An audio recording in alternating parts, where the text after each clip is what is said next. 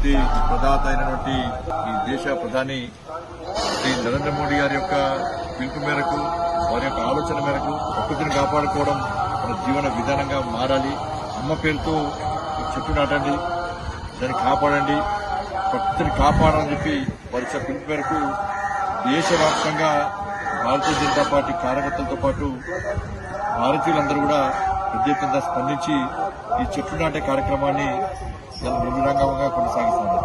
మేము తప్పకుండా శ్రీవారి భక్తులుగా ఈ ఎర్రచందనం మొక్కలను కాపాడుతామని చెప్పి ఎవరైతే కొల్లగొడుతున్నారో వాళ్ళని వదిలిపెట్టే ప్రసక్తే లేదని చెప్పి ఒక మంచి స్ఫూర్తిదాయకమైనటువంటి ఒక సంకేతం ఇవ్వడానికి ఈరోజు ఎర్రచందనం మొక్క నాటడం జరిగింది. తప్పకుండా సంపదను కాపాడతాం, ప్రకృతిని కాపాడతాం.